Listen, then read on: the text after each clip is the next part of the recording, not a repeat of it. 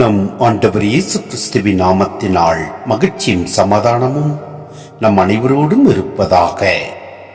1 பேதுரு 1:2-9 மற்றும் 15 முடிய.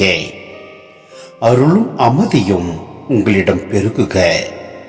தந்தையாம் கடவுளின் முன்னறிவின்படி இயேசு கிறிஸ்துவுக்கு கீழ்ப்படியவும் அவரது இரத்தத்தால் தூய்மையாக்கப்படவும் நீங்கள் தூய ஆவியால் இறை மக்களாக தேர்ந்தெடுக்கப்பட்டுள்ளீர்கள். நம் ஆண்டவர் இயேசு கிறிஸ்துவின் கடவுளும் தந்தையுமானவர் போற்றி. அவர் தம் பேரிரக்கத்தின்படி இறந்த இயேசு கிறிஸ்துவை உயிர்த்தெழச் செய்து நமக்கு புது பிறப்பு அளித்துள்ளார். இவ்வாறு குன்றா எதிர்நோக்குடன் நாம் வாழ்கிறோம். அழியாத மாசற்ற ஒழியாத உரிமை பெறும் உங்களுக்கென விண்ணுலகில் வைக்கப்பட்டுள்ளது. நீங்கள் கொண்டுள்ள நம்பிக்கையின் வழியாய் மீட்புக்காக கடவுளுடைய வல்லமையால் பாதுகாக்கப்பட்டு வருகிறீர்கள். இம்மீட்பு இறுதி காலத்தில் வெளிப்பட ஆயத்தமாய் உள்ளது. இப்போது சிறிது காலம் நீங்கள் பல்வகை சோதனைகளால் துயர வேண்டியிருப்பினும் அந்நாளிலே பேருவகை கொள்வீர்கள். அழியக்கூடிய பொன் நெருப்பினால் புடமிடப்படுகிறது.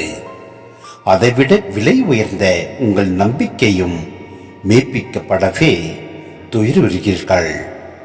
இயேசு கிறிஸ்து வெளிப்படும் போது அந்நம்பிக்கை உங்களுக்கு புகழும் மாண்பும் பெருமையும் தருவதாய் விளங்கும். நீங்கள் அவரை பார்த்ததில்லை, எனினும் அவர் மீது அன்பு செலுத்துகிறீர்கள். இப்பொழுதும் நீங்கள் அவரை கண்டதில்லை, எனினும் நம்பிக்கை கொண்டு சொல்லொன்னா ஒப்பற்ற மகிழ்ச்சி அடைந்து பேருவகை கொள்கிறீர்கள். இவ்வாறு உங்கள் நம்பிக்கையின் குறிக்கோளான ஆன்ம மீட்பையும் பெறுகிறீர்கள். உங்களை அழைத்தவர் தூய்மை உள்ளவராய் இருப்பது போல நீங்களும் உங்கள் நடத்தையிலெல்லாம் தூய்மை உள்ளவர்களாய் இருங்கள்.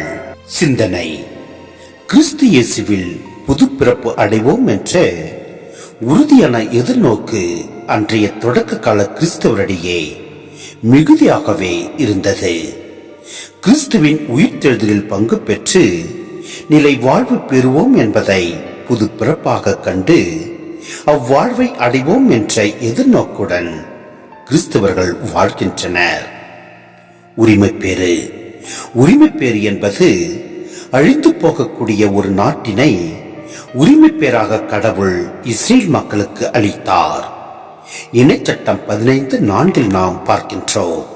ஆனால் புதிய இஸ்ரேலான திருச்சபைக்கு அழியா உரிமை பேரான விண்ணக வாழ்வை அளித்தார்.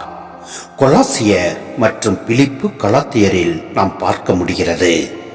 மேலும் கிறிஸ்தவர்கள் பிற இனத்தாரிடையே சிதறுண்டு வாழ்ந்தனர். பலவித சோதனைகளுக்கு உட்படுத்தப்பட்டனர். இந்நிலை இங்கே துயரமாக கருதப்படுகின்றது. மேலும் தூய வாழ்வு உடையவர்களாய், ஆம், தூய வாழ்வு என்பது கடவுளுக்கு அர்ப்பணிக்கப்பட்ட மக்களாக வாழ்வது. அப்படி அர்ப்பணிக்கப்பட்ட மக்களாக வாழ்வதற்கு நம்மையே நாம் தயாரிக்க வேண்டும். தயாரித்தல் என்பது பயணம் செய்ய ஒருவர் மிதியடி அணிந்து கையில் கோல் எடுத்து இடையை வரித்து கட்டிக்கொள்ளும் பாலஸ்தீன வழக்கத்தை பின்னணியாக கொண்டுள்ளது. அதே போன்று இயேசுவின் 2ஆம் வருகையை எதிர்கொள்ள கிறிஸ்துவ ஆன்மீக முறைப்படி நமது வாழ்வை மாற்றிக்கொள்ள வேண்டும் என்றும் இங்கு அறிவுறுத்தப்படுகின்றது. எனவே நம் வாழ்வை மாற்றி நம் ஆண்டவரில் நம்பிக்கை கொண்டு அவரோடு நாம் பயணிப்போம். எல்லாம் அல்ல இறைவன் நம்மை நிறைவாய் ஆசீர்வதிப்பார்.